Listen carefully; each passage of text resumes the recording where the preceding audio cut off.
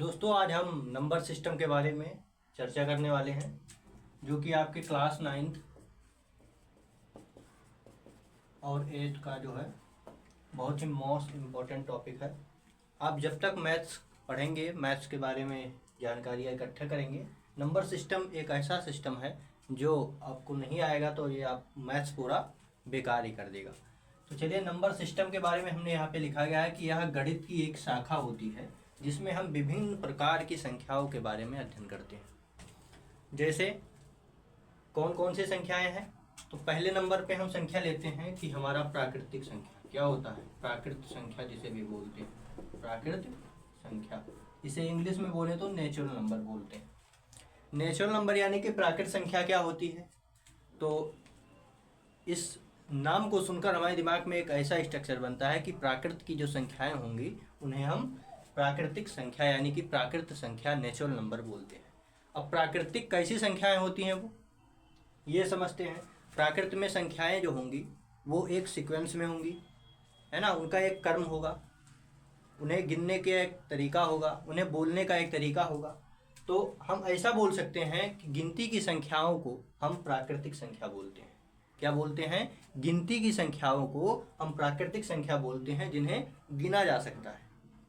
जैसे जैसे ये संख्या क्या होती हैं, 1 2 3 4 ऐसे ऐसे इन्फिनिटिव तक, है ना, अनंत तक ये संख्या जो है चलती जाती हैं। इन संख्याओं को हम बोल सकते हैं प्राकृत संख्या, नेचुरल नंबर। उसके बाद में आपका आता है, एक होता है क्या इसमें, पूर्ण संख्या। अब पूर्ण संख्या क्या होती है? पूर्ण संख्या कुछ नहीं है, बस इसी प्राकृतिक संख्या यानी कि गिनती की संख्या में जब हम शून्य को शामिल कर लेते हैं तब उसे क्या बोलते हैं, आपका पूर्ण संख्या यानी कि होल नंबर बोलते हैं। और एक बात याद रखिएगा, नेचुरल नंबर के सेट्स को, ये नंबर जिस फॉर्म में लिखे जाते हैं, एक इनका विन्यास होता है, उसे हम n से डिनोट करते हैं। ठीक है, नेचुरल नंबर के सेट को n से डिनोट करते हैं। यहाँ पे ये जो n का ये वाला पॉइंट होता है इसे डार्क कर देते हैं।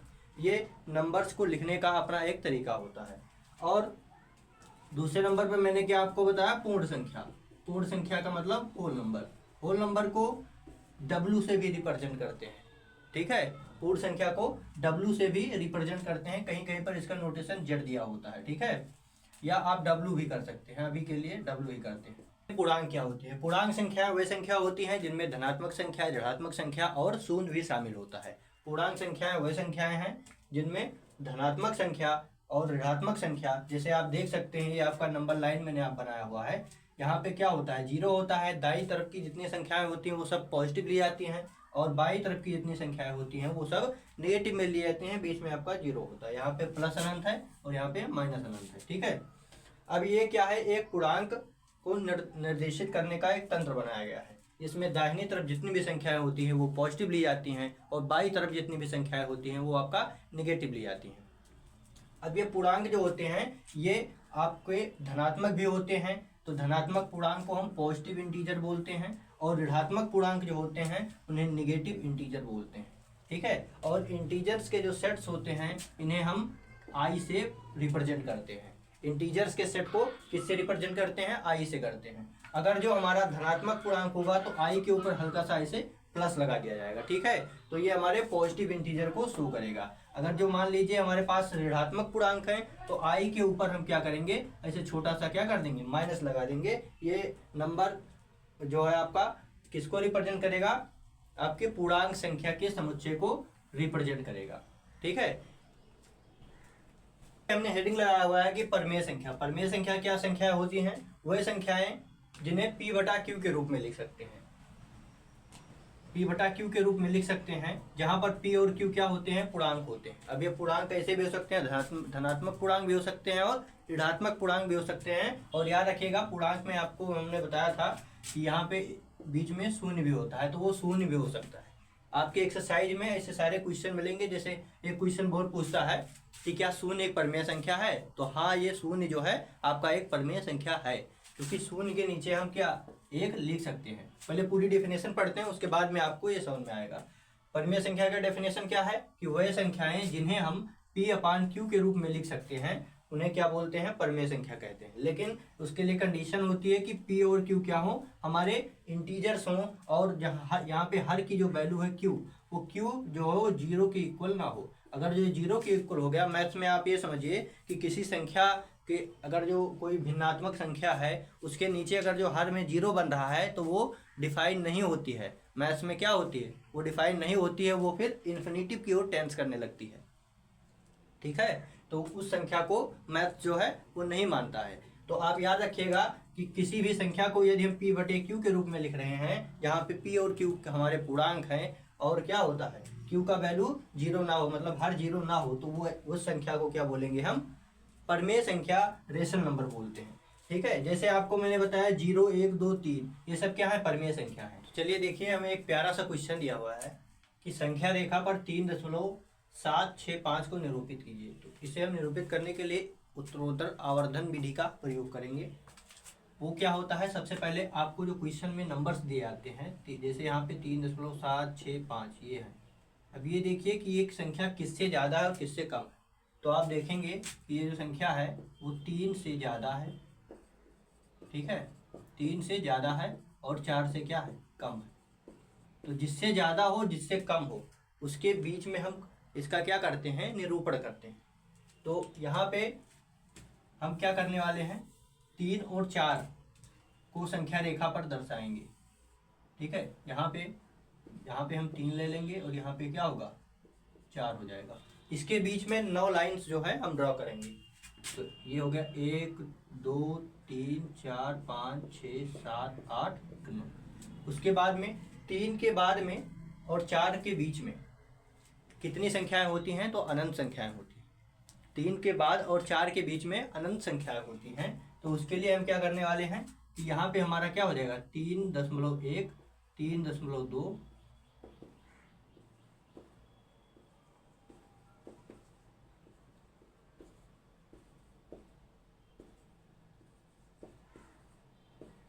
और ये हमारा 3.9।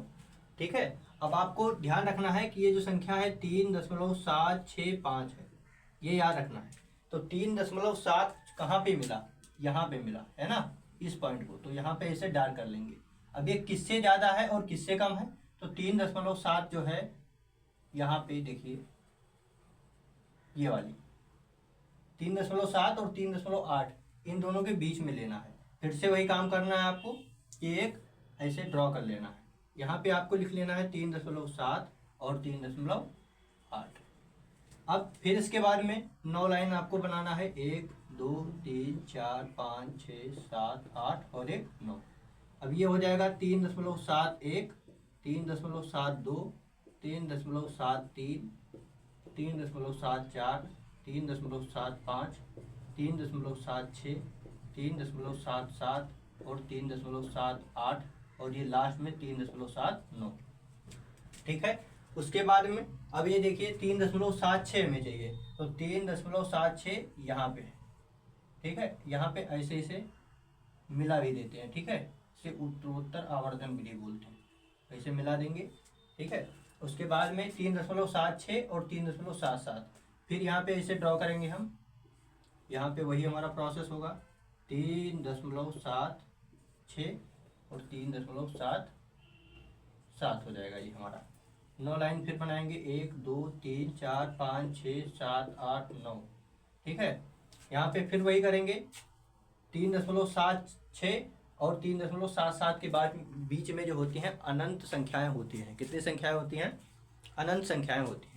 तो उन संख्याओं को लिखेंगे इसे 3.761 3.762, यहाँ पे 3.763 3.764 3.765, यहाँ पे जो हमारा होगा वो 3.765 आ जाएगा। और इसी को हमें निरूपण करना था। तो ये एक काम करते हैं, इसे ऐसे मिला देते हैं और इसे ऐसे मिला देंगे। ठीक है, तो ये हमारा हो जाएगा 3.765। इसे बोलते हैं उत्तरोत्तर आवर्धन विधि द्वारा किसी भी संख्या को संख्या रेखा पर क्या करना, दर्शाना। हम ऐसे कई सारे क्वेश्चंस लेते हैं जिनके माध्यम से आपको इस चैप्टर का पूरा कॉन्सेप्ट जो है क्लियर हो जाएगा। चलिए, यहाँ पे क्वेश्चन में बोला गया है कि निम्न में से परमेय और अपरमेय हमें बताना है। तो मैंने आपको बताया था कि कोई भी परमेय संख्या के साथ में किसी भी अपरमेय संख्या का गुणा होगा तो वो संख्या अपरमेय में परिवर्तित हो जाएगी। परमेय संख्या के साथ में यदि अपरमेय संख्या जोड़ी जाती है तो वो एक अपरमेय होती है, और घटाई भी जाती है तो वो एक अपरमेय संख्या होती है। ठीक है, भाग की जाएगी तो उस कंडीशन में हम जैसे परमेय संख्या के साथ में अपरमेय का भाग देंगे, है ना। मान लीजिए कि यहाँ पे 4 हमारा परमेय है और इसमें अपरमेय संख्या √7 का भाग दे रहे हैं, तो इसमें क्या होगा, इसका परमेयकरण होता है। ठीक है, तो ये होगा आपका 4√7/7। फिर भी ये क्या संख्या क्या बनी, हमारा अपरमेय ही बनी। ठीक है, तो यहाँ पे जो क्वेश्चन दिया है उस हिसाब से हम इसे सॉल्व करेंगे। देखिएगा, बोला गया है कि 2 - √5। तो मैंने आपको बताया था कि जितने भी रूट के अंदर अगर जो कोई पूर्ण वर्ग संख्या है तो वो परमेय कहलाएगी, लेकिन यहाँ पे 5 हम देखेंगे तो 5 जो है एक पूर्ण वर्ग संख्या नहीं है। 4 होता तो काम बन जाता, लेकिन 5 यहाँ पे परमेय संख्या नहीं है, तो ये अपरमेय हो गया। तो किसी परमेय संख्या में से अपरमेय को घटाया जाएगा तो हमेशा क्या आएगा, वो अपरमेय ही आएगा। क्या आएगा, अपरमेय आएगा। तो हम बोलेंगे कि इसे ये हमारा क्या है, अपरमेय संख्या है। उसके बाद में देखिए यहाँ पे बोला गया है कि 5 + √23 और फिर -√23। तो यहाँ पे क्या होगा, -√23 और +√23 कैंसिल हो जाएंगे, हमें पूरा मिलेगा 5। 5 जो है वो हमें परमेय संख्या है। कैसे परमेय संख्या है, क्योंकि 5 के नीचे हम 1 लिख सकते हैं, और यहाँ पे 5 भी एक पूर्णांक है, 1 भी एक पूर्णांक है, मतलब परमेय संख्या की जो कंडीशन है वो फाइंड हो जाती है, यहाँ से डिफाइन हो जाती है। तो इसे बोलेंगे हम कैसी संख्या, परमेय संख्या। क्या बोलेंगे इसे, परमेय संख्या। फिर बोला गया है तीसरा नंबर हम देखेंगे। तीसरा नंबर में हमें बोला गया है कि 2 √7 और 5 √7। तो यहाँ पे आप ध्यान से देखेंगे तो ये 2/5 और गुणे √7/√7 लिखा है। √7 कैंसिल हो जाएगा, तो यहाँ पे हो जाएगा 2/5 गुणा 1 मतलब 2/5।